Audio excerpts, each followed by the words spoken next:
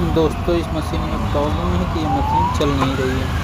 Carbon भी सही है, इसका तार भी सही है, सब कुछ सही है, लेकिन ये मशीन चल नहीं रही है। ये देखिए चेक कर रहे हैं, मशीन में करंट अंदर नहीं जा रहा है। और मशीन देखते हैं खोल के अंदर क्या दिक्कत है।